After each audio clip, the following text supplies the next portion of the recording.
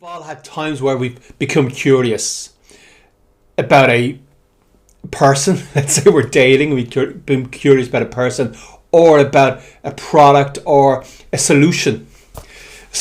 Like for example, I have a little leak in my in the roof of my house. I'm starting to become curious about people who can fix leaks in roofs.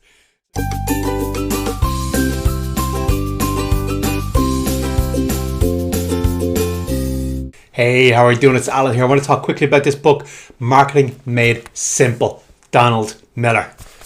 Really important. Now, in this book, he talks about the 3 stages of a relationship. Now, this is really important because when we have prospects, there is stages people go through, and we talk about this in all different kind of ways, the marketing journey, all kinds of stuff, the customer journey, or the hero's journey sometimes, but he talks about 3 stages that a customer goes through. And, you know, obviously we have prospects, we have people who are just about to buy, just ready to buy along that marketing journey. We have people who've already bought and may buy again, or they may have bought a very low ticket offer from us. €10, €20, €100, depending on the business, whatever happens to be. They might have spent a small amount of money in the industry and possibly will spend more, can be upsold to more. But he talks about 3 stages. 3 stages for the customer as far as building the relationship and getting to know the customer, which is really, really important. I've had times where I built up leads for a company, and as soon as we brought leads in, they were kind of jumped on with the hard sell, and people just weren't ready for it yet. Just weren't ready. They weren't at that stage of the relationship. So the 3 stages of relationship that he talks about are curiosity. Very important. They just found out who you are, that you can help them, whatever, and they're kind of curious. They're not going to buy just yet. A stage he calls enlightenment. I don't love the enlightenment word, but I understand what he's saying. The enlightenment, they know a bit about more about your company. And then there's the commitment stage where they make a purchase, they become a customer, they commit in some way, maybe just giving you an email address, but they make some sort of commitment. You make commitment to them, they make commitment to you. So these are the 3 stages that he calls out. And I want to talk about the curiosity stage because something in this just jumped out at me, and I was kind of like, is that right? I don't know if that's right. Is that right? I was reading it. Is that right? He said the curiosity stage. He says the curiosity stage is the stage where they find out they're interested in you or your company or your products because they feel that you can help them survive and thrive. And I'm looking at that. I'm like, really? Is that because I think we've all had times where we've become curious about a person. Let's say we're dating, we've been curious about a person or about a product or a solution. Like for example, I have a little leak in my in the roof of my house. I'm starting to become curious about people who can fix leaks in roofs. So you get that curiosity. You're not going to buy yet. You don't know anything about. I know nothing about roofs, but I'm kind of curious about what people do, what solutions there might be. Let's say your oven breaks down in your house. You start. Great one, because I've had this happen years and years ago. Your boiler breaks in the house in the winter, and the house becomes, in one day, this fast, your house becomes an icebox. Your lovely, warm, comfortable house, your family home that everyone was so comfortable in and felt so good in, suddenly it's freezing and it's not homely at all. So you become curious about who fixes boilers. That's nearly more than curious because that's something that you need to solve pretty quickly. But there's this curiosity stage, and he says the curiosity stage is when they find out you could help them survive and thrive. And I'm thinking, is that really? Is that the curiosity stage where you wonder if people can help you survive and thrive? And then I think about what I download when I'm in the curiosity stage. And I know I go through Facebook or YouTube. Don't see so much as in YouTube, but Facebook and Instagram specifically. And anything, and the algorithm knows me. The algorithm knows me at this stage. I've downloaded so much stuff, it knows me. And anything that says 5 great email subject lines, and I'm looking at that, Oh yeah, I want that. Now I'm interested in this area. Great things to post on social media. Anything about digital, anything I see about digital, I download it straight. I download it. I want it. And what's a great welcome serious set of emails? Oh, I'm downloading that straight away.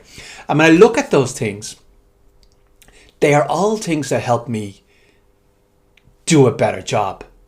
Do a better job. So when I read this book and it says survive and thrive, well, I guess that's right.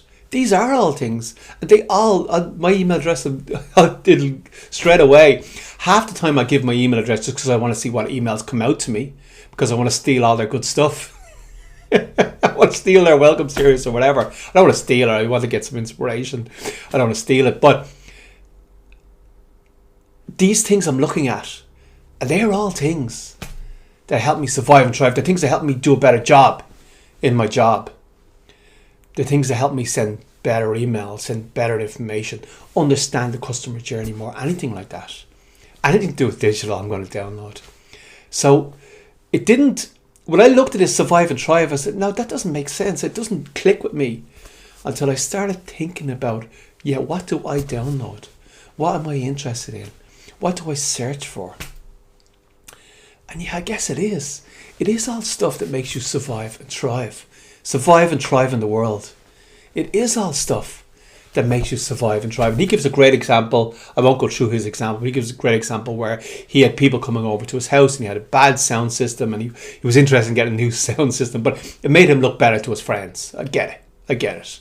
And, maybe that's the same, you want your curtains in your house, you want blinds in your house, you want, do your driveway because it makes you look better. But it's in general, it's stuff that makes you survive and thrive. So I think he's right. I think he's dead right. I think it's stuff that makes us want to survive and thrive in the world. It's certainly an interesting way to look at it. It's a useful way to look at it. So I talked in a previous video about building your lead magnet.